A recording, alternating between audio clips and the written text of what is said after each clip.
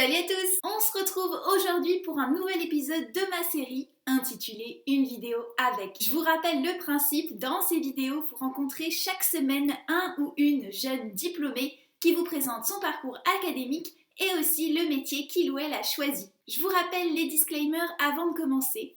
Tout d'abord, je vous précise que les interviews ont été réalisées à distance. Donc, il se peut que la qualité du son ou de l'image soit parfois défectueuse. Je vous rappelle également que les interviewés partagent avec nous leur vision personnelle sur des questions bien précises. Si vous souhaitez en savoir plus sur les différents sujets abordés, n'hésitez pas à recueillir d'autres témoignages pour compléter. Aujourd'hui, c'est Romane qui va vous présenter son parcours. Elle a 24 ans et elle est psychologue clinicienne à Aubervilliers. Est-ce que tu peux te présenter brièvement? Alors, je m'appelle Romane Delalleux, j'ai 24 ans et je suis psychologue clinicienne dans une équipe mobile de sécurité pour l'éducation nationale sur Paris. Pour qu'on en apprenne un petit peu plus sur toi, est-ce que tu peux nous présenter ton parcours d'études depuis le bac? J'ai passé un bac ES, économique et social, et puis après ce bac-là, moi, je me suis orientée en licence de psychologie, donc une licence qui durait 3 ans. Et à l'issue de cette licence-là, je suis passée en master de psychopathologie, donc là, ça a duré 2 ans, et j'ai ensuite été diplômée au mois de juillet dernier. Ok, ça marche. Et du coup, comment tu as été amenée à faire ce parcours? Qu'est-ce qui t'a donné envie de faire ça?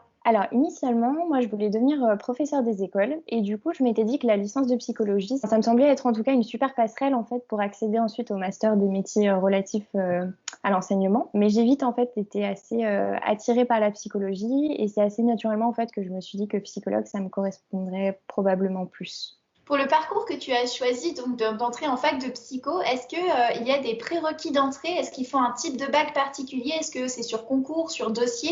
Comment ça se passe l'admission? Je pense pas qu'il y ait forcément des prérequis à avoir, dans le sens où, quand je suis arrivée en première année de licence, il y avait vraiment des étudiants de tous les horizons différents. Il y avait autant des étudiants qui auparavant étaient passés par médecine et du coup qui avaient un bagage beaucoup plus scientifique, et en même temps des étudiants qui étaient passés par un bac littéraire, donc vraiment de tout. Et même au niveau des enseignements qu'on peut retrouver en licence, il n'y a pas forcément de prérequis à avoir, ou en tout cas, il ne faut pas forcément passer par un parcours type avant pour intégrer une licence de psychologie.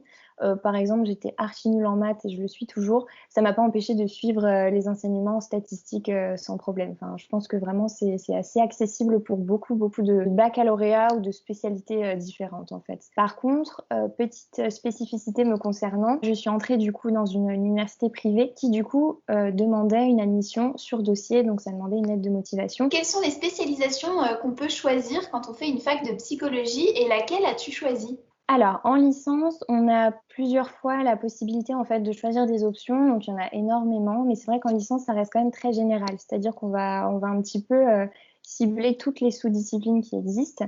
Et puis en master, on peut effectivement se spécialiser beaucoup plus. Donc par exemple, ça peut être la psychologie de l'enfant et de l'adolescent, si vous voulez travailler avec un public plus jeune.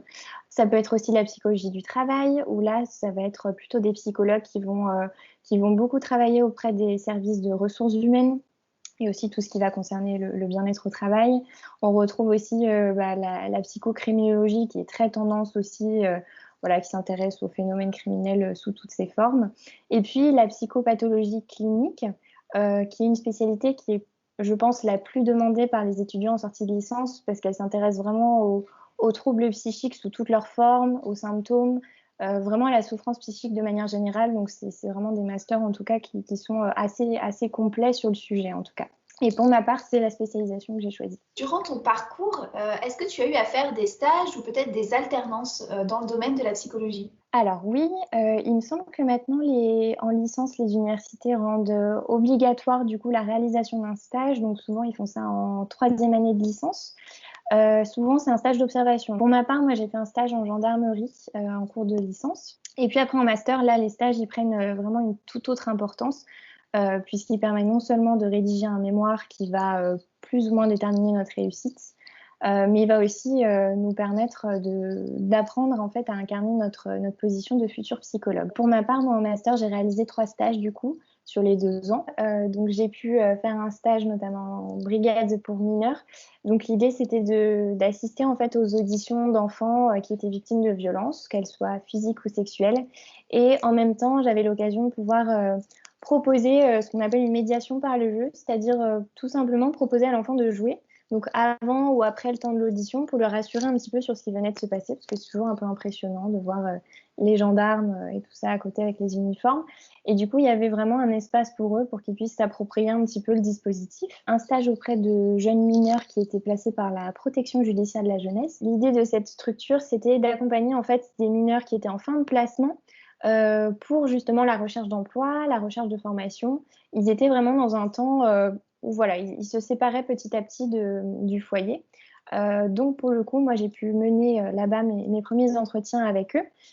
Donc c'était par exemple une fois par semaine, je voyais un jeune pour savoir comment il allait. On évaluait beaucoup de choses, le sommeil, l'état général, l'humeur, comment ça se passait pour lui. Voilà. Et puis j'ai pu faire aussi un autre stage en pédopsychiatrie. Donc là c'était dans un centre médico-psychologique avec des enfants de 6 à 12 ans. Voilà, dans lesquels j'ai pu assister à des consultations. J'ai pu aussi participer à des groupes thérapeutiques comme le psychodrame par exemple, où en fait l'idée c'est de pouvoir, à l'initiative de l'enfant, rejouer une scène de sa vie ou alors jouer une scène totalement fictive où nous, thérapeutes, donc psychologues ou psychiatres, on va prendre des rôles et on va pouvoir lui permettre de rejouer une scène ou en tout cas voilà, inventer la scène dont il a envie pour ensuite travailler avec lui derrière sur certaines de ses problématiques. Et souvent, les scènes qu'il choisit, elles sont assez souvent étroitement liées à ce qu'il vit au quotidien. Donc, ça permet après nous de rebondir sur ce qui se passe pour lui au quotidien. Voilà. Ok, ça marche. Donc assez varié quand même. Derrière ce métier, il y a énormément de choses et c'est vrai que la plupart des gens pensent, enfin dont moi, que c'est juste t'es dans ton cabinet et tu reçois des gens qui te parlent de leurs problèmes et tout, mais en fait tu peux toucher plein de publics différents, tu peux travailler dans plein d'institutions différentes. C'est vraiment, c'est plutôt riche en fait comme métier. Donc je suis contente d'avoir fait cet entretien parce que j'aurais appris quelque chose franchement. Ravie en tout cas de t'avoir appris quelque chose, mais c'est vrai que oui, on est amené à faire beaucoup de choses intéressantes. Ouais. Et du coup, quel métier as-tu choisi après ton diplôme et est-ce que tu peux nous l'expliquer en quelques mots? Du coup, je suis devenue psychologue clinicienne à l'issue du Master 2. Pour l'expliquer en quelques mots, le psychologue clinicien, il peut intervenir un peu partout, mais pas que en libéral, parce que c'est vrai que la population générale a tendance à imaginer en fait le psychologue dans son cabinet, mais il n'est pas forcément que là-bas. Il peut aussi travailler dans la fonction publique, donc ça peut être à l'hôpital, à l'éducation nationale aussi, mais aussi dans le privé, ça peut être une association ou voilà, des choses comme ça. Mais au niveau des missions, il va en fait accompagner tout simplement les patients ou le public concerné qui est en souffrance psychique, tout simplement. Il va apporter une écoute neutre et bienveillante par rapport à ce public-là. Selon les institutions dans lesquelles il est amené à travailler, il peut aussi faire tout un travail de psychothérapie, c'est-à-dire suivre en fait les patients sur un temps plus ou moins long pour essayer vraiment de pouvoir l'accompagner dans les troubles qu'il peut présenter. Pour qu'on comprenne encore plus concrètement ce que tu fais au quotidien, est-ce que tu peux nous décrire une journée type dans ton métier? Je travaille dans une équipe mobile de sécurité donc pour l'éducation nationale. On est une équipe de 5 à intervenir sur du coup la Seine-Saint-Denis qui est au nord de Paris. Il y a 3 psychologues, une éducatrice spécialisée et un CPE. Et on fonctionne un peu avec un modèle d'astreinte. Donc je dois avouer que nos journées, elles se ressemblent pas vraiment. En fait, on intervient principalement dans les établissements scolaires qui sont en situation de crise. Donc par exemple, s'il y a un décès, un suicide ou une tentative de suicide, s'il y a de la violence ou des intrusions.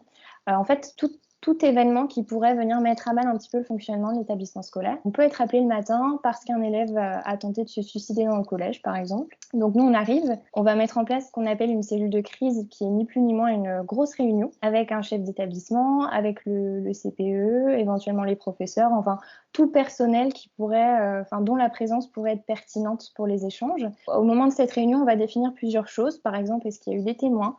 Si oui, qui sont-ils? Comment aussi est-ce qu'on prévient les familles? Avec quels mots? Parce qu'on ne peut pas dire n'importe quoi, il faut vraiment choisir des mots.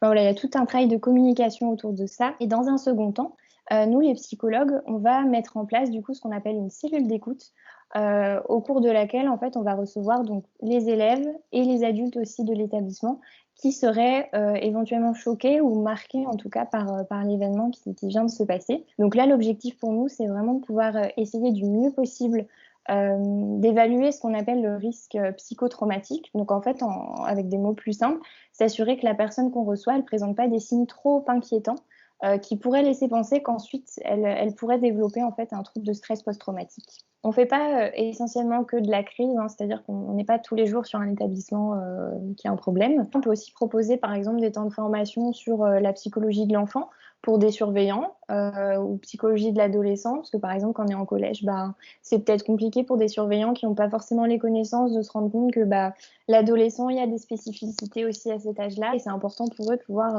connaître un petit peu tout ça, avoir des billes en fait pour interagir avec eux au quotidien.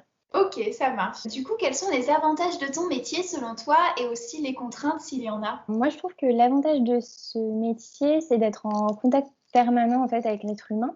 Donc, je trouve ça très très riche. Et puis, je trouve que les personnes, elles nous accordent aussi un certain privilège entre guillemets à nous laisser entrer un petit peu dans leur intimité. Donc, c'est un côté un petit peu précieux. Par contre, les contraintes, je dois avouer, moi pour l'instant, j'en trouve pas, mais peut-être parce que je débute aussi.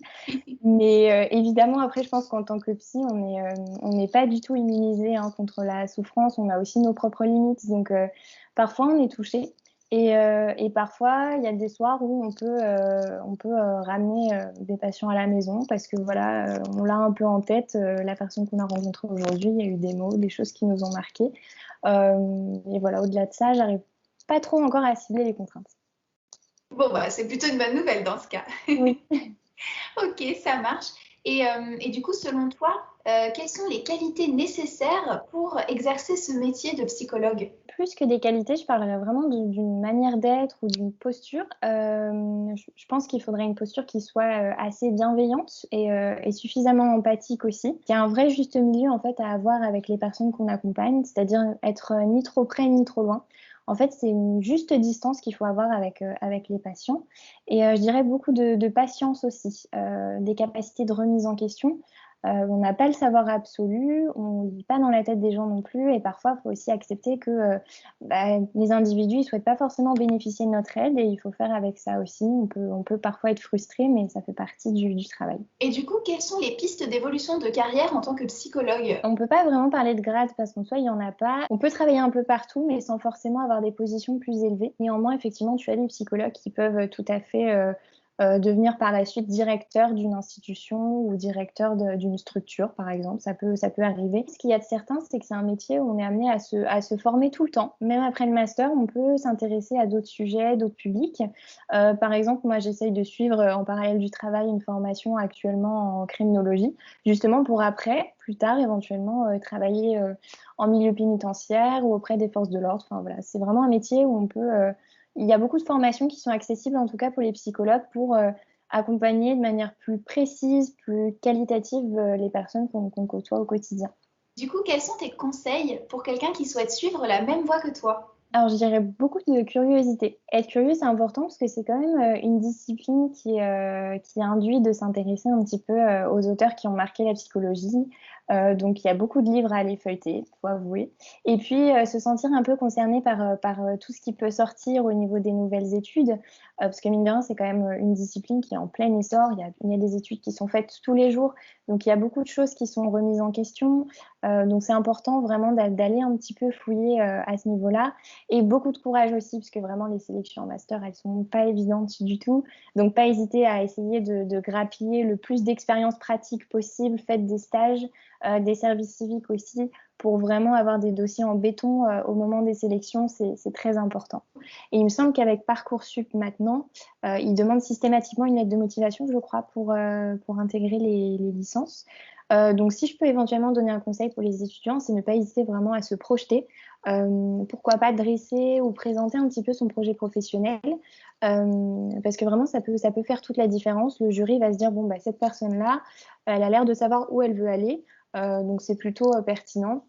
Et pas hésiter aussi à, entre guillemets, brosser un peu l'université dans le sens du poil en disant pourquoi cette fac-là, peut-être parce qu'il y a des cours que vous ne retrouvez pas ailleurs, ou alors peut-être parce qu'il y a des professeurs qui sont assez réputés. Enfin voilà, pas hésiter vraiment à mettre tous ces arguments-là en avant au moment de la constitution du dossier. Si les étudiants qui ont d'autres questions sur ton parcours et ton expérience veulent te contacter, est-ce qu'ils le peuvent et si oui, comment? Alors oui, tout à fait, sur LinkedIn directement, donc c'est Romane Delalleux. Je mettrai ton contact dans la description de la vidéo. Génial. Bon, du coup, on a terminé. Merci beaucoup. Et voilà, cette vidéo est maintenant terminée. J'espère qu'elle vous a plu. N'hésitez pas à me poser toutes vos questions en commentaire. On se revoit très vite et en attendant, gardez le cap!